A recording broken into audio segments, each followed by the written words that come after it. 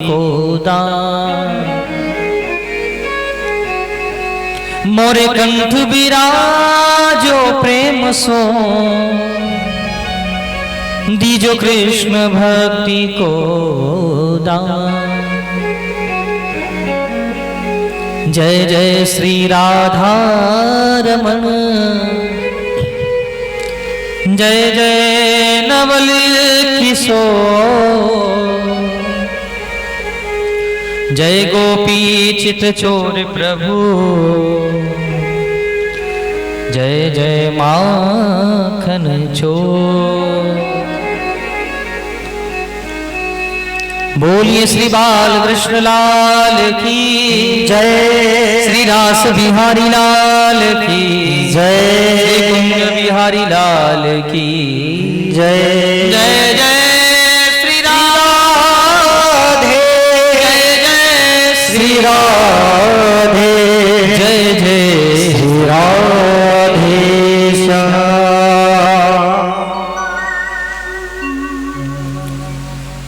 परम मंगलमय परात्पर अखिलेश्वर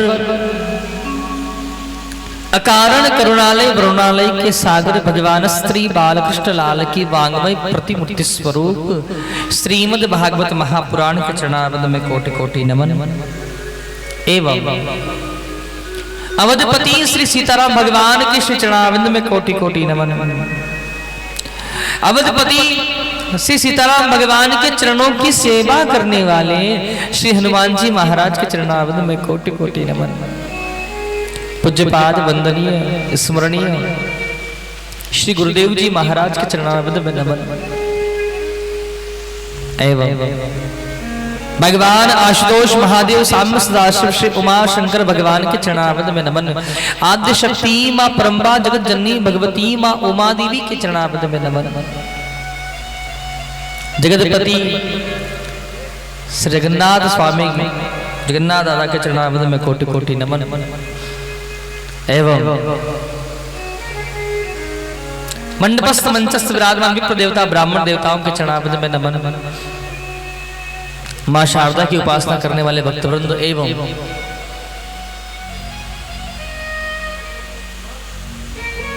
जितने भी नगरवासी भक्त हैं जो गर्मी से इतने समय परेशान रहे हैं, अब ठंडा कर दिया भगवान ने तो ठंडी से परेशान हो गए, बरसात हो रही है। वैसे देखा जाए तो मनुष्य को कहीं पर भी सुख नहीं है। इतना दिन भगवान ने गर्मी बना करके रखी तो सुख नहीं था। बहुत गर्मी है, बहुत भगवान ने थोड़ा ठंडा करूं तो कैसे करूं भाई? एसी चालू होगा तो एक पाइप होता है, पानी निकलता है एसी में से, देखा होगा आपने कहीं। खैर आपके घर तो होगा भी जी, उसमें पानी निकलता है। या कूलर चलता है तो उसमें पानी डालना पड़ता है, पंप से पानी चलता है, फिर ठंडा हवा आती है। तो भगवान ने भी पहले थोड़ा सा पानी डाला है कि भाई अब ठंडी हवा आएगी आपको। तो जितने भक्त यहाँ पांडाल में आकर के बैठे हैं और जो भक्त सोच रहे हैं कि आज कथा क्या पता होगी कि नहीं होगी, और समस्त भक्तों को जो कथा पांडाल में आरती तक यहाँ आकर के बैठेंगे। कुछ भक्त कथा सुनने आते, कुछ प्रसाद लेने आते हैं। तो विश्राम मेला तक जो प्रसाद लेने के लिए भक्त आएंगे, जो चुपचाप बैठ के सुनेंगे, जो बराबर बातें करते रहेंगे, जो बच्ची को मस्ती करवाएंगे, उन समस्त प्यारे श्रोताओं को कथा के शुभारंभ में हमारा भाव भरा, स्नेह भरा, प्रेम भरा जय श्री कृष्ण प्रेम से बोलेंगे। बोलो राधे राधे राधे राधे। थोड़ा जोर से बोलो जो आपकी आवाज में चली जावे, लोगों को फिर कोई देखेगा तो उसको पता चलेगा हाँ भाई कथा हो रही है। आइए पुनः आज की पावन मेला प्रारंभ करेंगे। उससे पूर्व भगवान का नाम संकीर्तन करेंगे बड़े भाव के साथ में। प्रभु से प्रार्थना करेंगे कि प्रभु आपके नामोच्चार से हमारी मन और वाणी दोनों ही पवित्र हो, ऐसी कृपा आप हमारे ऊपर बनाओ। और बड़े भाव के साथ भगवान की ताली सेवा करते बड़े प्रेम के साथ में गान करेंगे सभी, बड़े भाव से गाएंगे सभी। जय राधे राधे राधे गोविंद राधे गोविंद राधे गोपाल राधे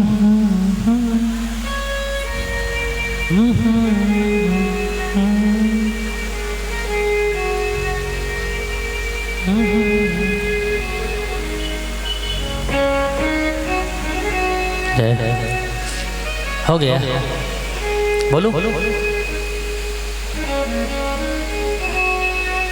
नहीं आप कहोगे तो बोलेंगे, नहीं तो क्या है, अपन तो डायरेक्ट ये बोल देंगे लाला को जन्म भयो है, नंद बाबा के यहाँ पर खूब आनंद उत्सव मनाया गयो, जितनी टोपियाँ हैं सब बाढ़ बुढ़ा देंगे, आरती करके चल रहा है। हाँ।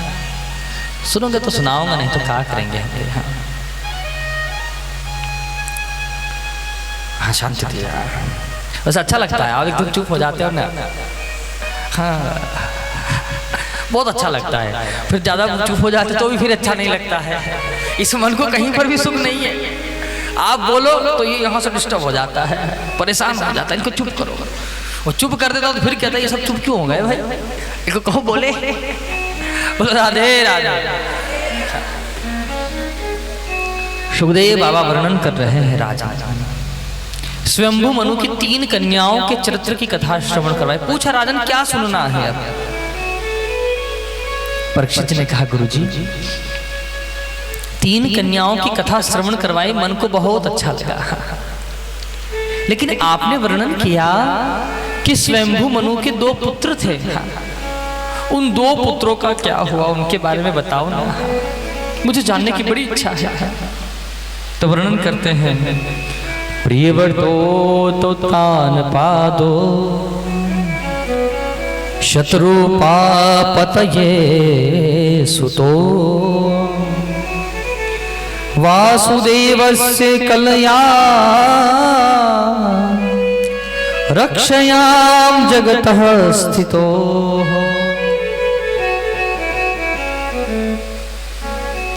वर्णन कर रहे हैं कि 2 पुत्र हुए हैं, प्रियव्रत और उत्तानपाद, लेकिन यहाँ सबसे पहले कथा उल्लेख की है प्रियव्रत महाराज के, उत्तानपाद महाराज के। हाँ एक राजा है जिनका नाम है उत्तानपाद। उत्तानपाद का शाब्दिक अर्थ होता है कि जिसके पांव हो ऊपर और सर हो नीचे, उसे कहा है उत्तानपाद। ये किसी राजा की कथा नहीं है, किसकी कथा है?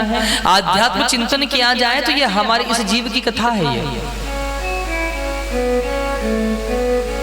उत्तानपाद राजा की 2 पत्नियां हैं, सुरुचि सुनीति। ये उत्तानपाद कौन है? बोले ये जीव है। उत्तानपाद कैसे हुआ?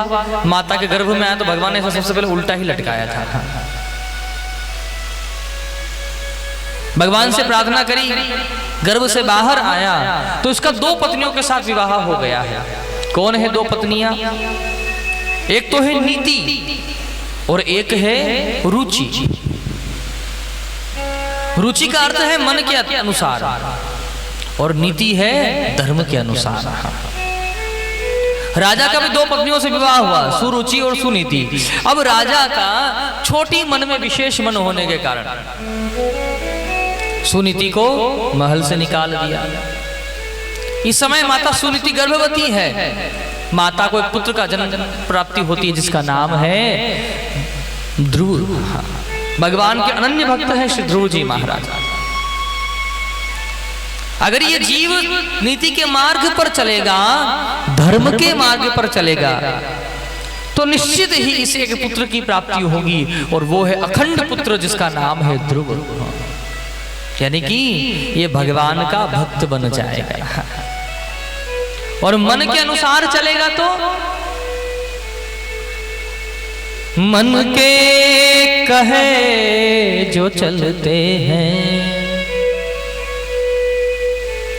वो दुख ही दुख है पाते। माया के जो बने पुजारी वो घोर नरक में जाते। जिसने अपने जीवन में माया का संग किया है, माया को ही अपना सर्वस्व मानना चाहा है, वो अंततः यहाँ तो सुख सुविधाओं को भोग सकता है, लेकिन बाद में उसे अनन्य काल तक, क्योंकि सत्कर्म कभी किया नहीं है, धर्म कर्म कभी किया नहीं है। एक बात समझ लीजिएगा, पैसा कमाने में कुछ ज्यादा समय नहीं लगता है। कितना समय लगता है? कोई ज्यादा समय नहीं लेते धन कमाने में। किसी को भी पागल बना दो, उसके जेब से पैसे निकलवा लो, बस ये ठीक तरीका है पैसे कमाने का। किसी को लूट लो, सारा सामान लेकर के भाग जाओ, ये धन का कमाने का है तरीका। लेकिन सत्कर्म कमाने के ऐसे तरीके नहीं होते हैं। सत्कर्म यानी धर्म कर्म कमाने के लिए व्यक्ति को, जीवात्मा को प्रयत्न करना पड़ता है, भगवान की शरण में जाना पड़ता है, गुरु की सेवा करनी पड़ती है, गुरु से नामदान लेकर भगवान का नाम जपना पड़ता है, तब जाकर धर्म उपार्जन होता है। धन किसी भी तरीके से कमाया जा सकता है, लेकिन उसका अगर मार्ग ठीक नहीं है तो वो धन भी आपको नरक का वासी बना सकता है। अपने यहाँ तो कोई भी मरता तो उसमें लिख देते स्वर्गीय, बड़े बड़े अक्षरों में, भले वो नरक में गया हो, लेकिन हमने तो उसे कहाँ पहुंचाया है? इच्छा हमारी स्वर्ग जाने की है। हम भी मरेंगे तो स्वर्ग जाएंगे। अरे कर्म तो बढ़िया कर लो, फिर लिखना ना पड़ेगा, अपने आप चले जाओगे। अब वहां तो यम के दूत आपको कोलू में पीस रहे हैं और यहाँ बड़े बड़े अक्षरों में तस्वीर पर लिखा है स्वर्गीय श्री। वो स्वर्गीय लिखने जैसा कार्य तो कर लो भाई अपने जीवन में। तो यहाँ पर वर्णन किया कि उत्तानपाद महाराज की 2 पत्नियां हैं। छोटी पत्नी में विशेष मन होने के कारण बड़ी पत्नी को महल से निकाल दिए। बड़ी रानी के द्वारा एक पुत्र का जन्म हुआ जो भगवान के अनन्य भक्त हुए हैं। बोलिए श्री ध्रुव जी महाराज की। ध्रुव बाबा का जन्म हुआ है। एक दिन की बात है कि ध्रुव जी महाराज 4.5 वर्ष की अवस्था के हुए हैं और ध्रुव जी महाराज की इच्छा हुई है, अपनी माता से पूछे, माता हमारे पिताश्री कौन है, हम पिताजी से मिलना चाहते हैं। तो माता ने कह दिया कि बेटा तो यहाँ के राजा है ना श्री उत्तानपाद महाराज, वही आपके पिताश्री है बेटा। जैसे ही ये बात कही, भाई कौन पुत्र ऐसा होगा जो पिताजी की गोद में ना बैठना चाहे।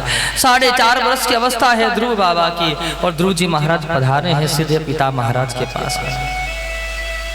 उत्तानपाद महाराज के वहां पधारे हैं, लेकिन उस समय क्या देखा, उत्तानपाद महाराज अपने छोटे पुत्र उत्तम को अपनी गोद में लेकर के आसन पर बैठे थे। ध्रुव जी महाराज की भी इच्छा हुई मैं भी पिताजी की गोद में बैठूंगा। जैसे ही ध्रुव जी महाराज जाने लगे तो ध्रुव बाबा की छोटी माता आई, हाथ पकड़ा और डांटते हुए बोली, अरे ध्रुव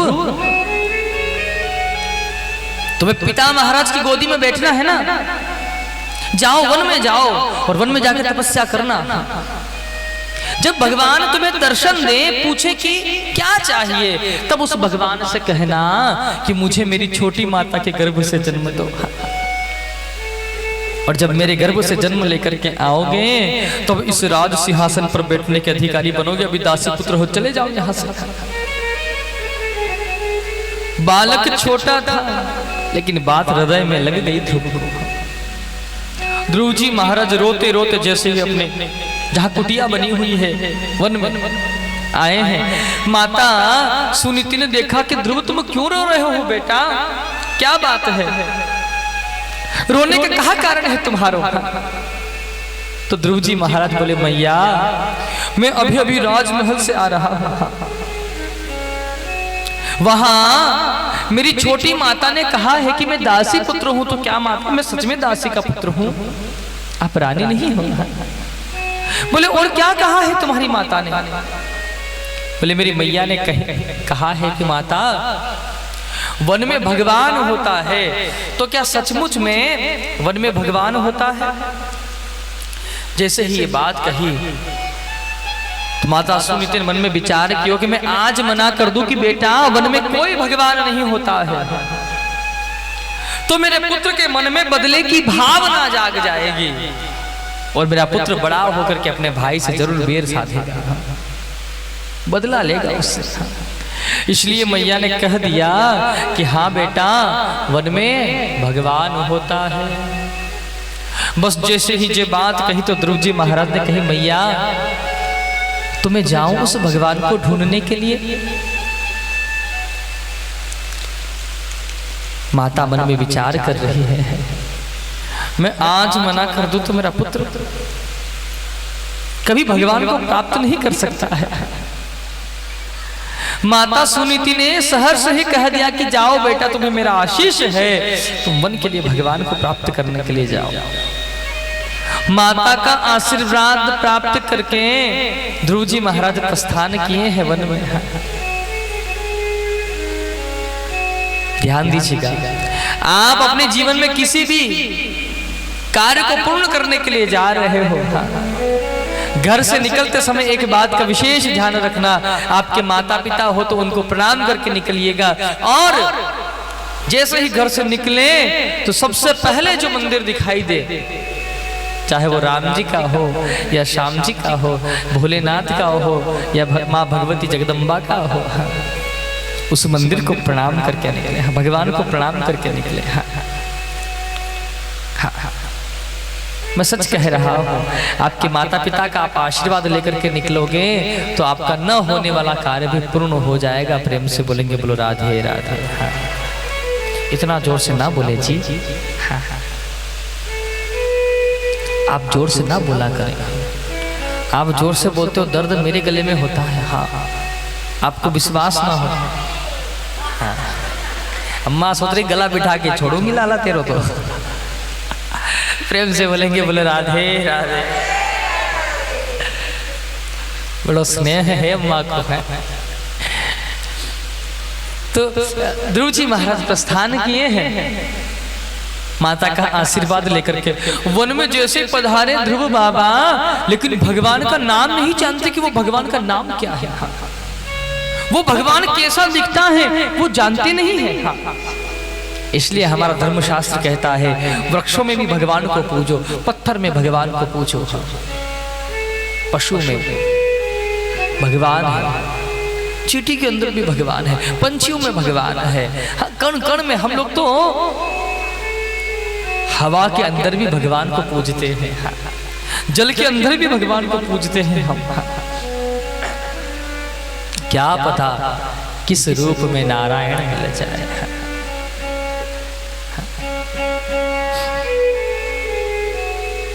ध्रुव जी महाराज वन में पधारे, लेकिन भगवान को जानते नहीं हैं।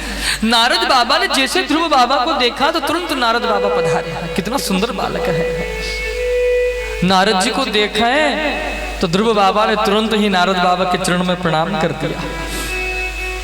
नारद जी ने कहा, बेटा आप कौन हो और यहाँ वन में क्यों आए हो? क्या कर रहे हो यहाँ वन में, निर्जन वन में? तो ध्रुव जी महाराज बोले कि बाबा मेरा नाम ध्रुव है और मैं उत्तानपाद महाराज का पुत्र हूँ। बोले वन में क्या लेने आए हो? बोले वन में मेरी माता ने कहा है कि वन में भगवान होता है, बस उस भगवान को ढूंढने आया हूँ। नारद जी ने कहा, बेटा